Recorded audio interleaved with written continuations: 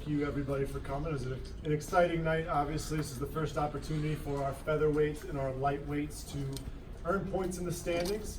Obviously, the sports season format is something that we're proud of, and part of that that points format that we have is incentivizing fighters to come out fast and stop people. And we saw that really materialize in the first couple of fights tonight.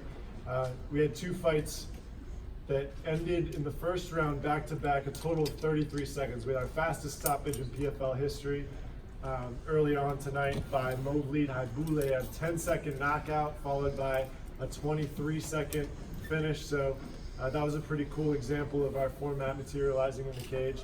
When we look at the standings after tonight, we ended up having 4 stoppages. So we started the season with 4 first-round stoppages in our first 2 events. So 2 straight events with 4 first-round stoppages, which is exciting for the fans, of course. When you take a look at these standings, some of our veterans are going to have some work to do in their second fights if they want to take these top seeds going into the playoffs. When you look at the featherweight division, a couple newcomers at the top, and Movlid Haibuliev and Luis Rafael Lorenzino with those 6-point finishes. Right behind them, Andre Harrison and Lance Palmer. So they got 3 points. If they want to get those top seeds heading into the playoffs, they're going to have to do some big work in their second fight at PFL 5. Gaji Rabadanov rounded out the fighters who got wins tonight. And we had 2 fighters miss weight, as you guys I'm sure are aware of. So they'll have much more work to do come their second fight. In the lightweight division, we also had 2 first-round finishes. Ahmed Aliev, a new PFL fighter, came out flying in his PFL debut, and Natan Shul. We've said all along, Ray likes to say we're not going to rubber stamp our champs. They're going to have to come out and earn it again, and Natan certainly did that tonight. Came out, got a first-round finish, first-round submission. He won a lot of his fights by decision last year, so that was really cool to come out and see him come out fast. So he's right there in the running for a first-round seed. He was the only first-round seed to win the title last season, so he's in line to potentially lock that up again. Chris Wade and Andre Harrison getting wins in front of their hometown crowd was a pretty cool thing as well.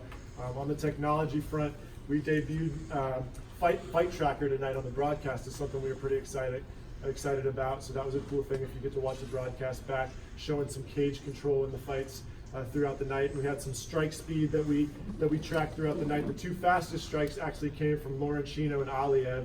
Lorenzino had the fastest strike of the night with 25.4 miles per hour. And Aliev 24.6. So 2 newcomers with the fastest strikes of the night, and obviously both of those guys walked away with first-round stoppages. So great performance for them. I'm going to bring up our president of fighter operations now to put more color on the night and talk more about the performances from our fighters.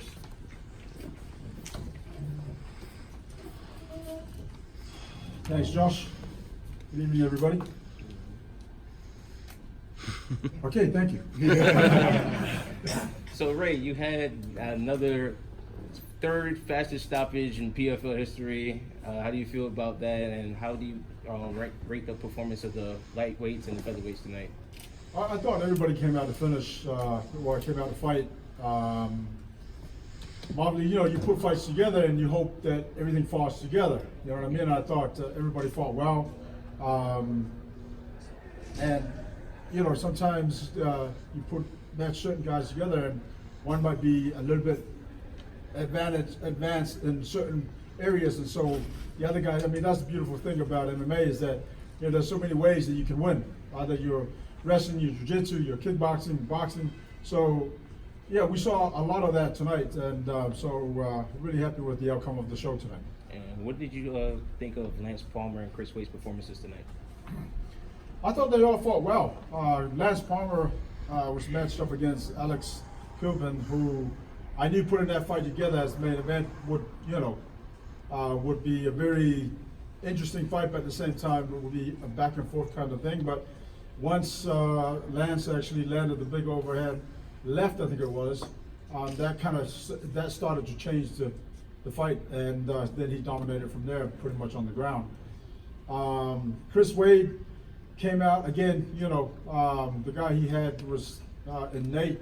I mean, Nate is one of these guys that if you're not careful, he can easily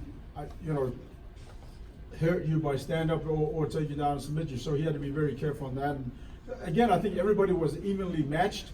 Some guys came out and put on amazing finishes, and other guys were, you know, the fights were back and forth kind of. So all in all, it was good. And any other word on Damon Jackson as far as health-wise and everything? I believe his CAT scan came out.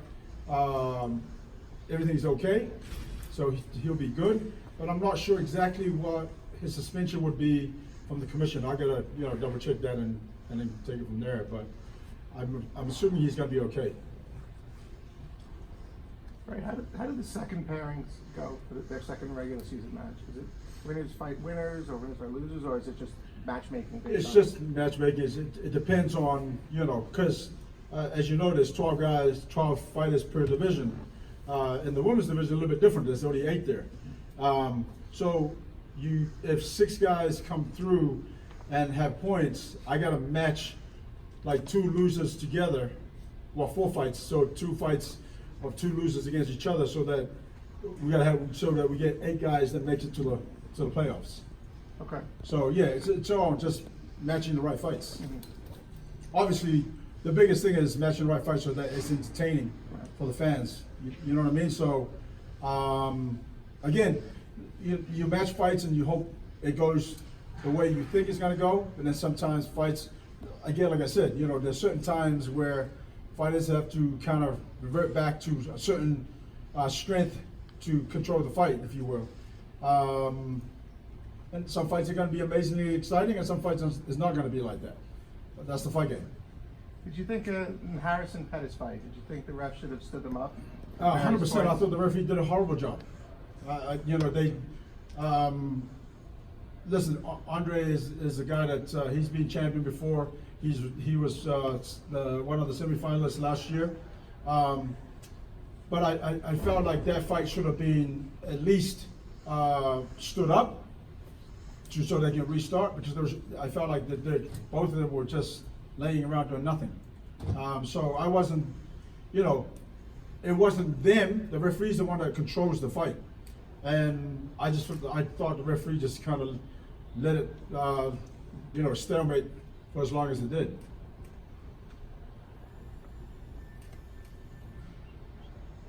Anything else for Rick? Good. Thank you, guys. Thank you, Rick.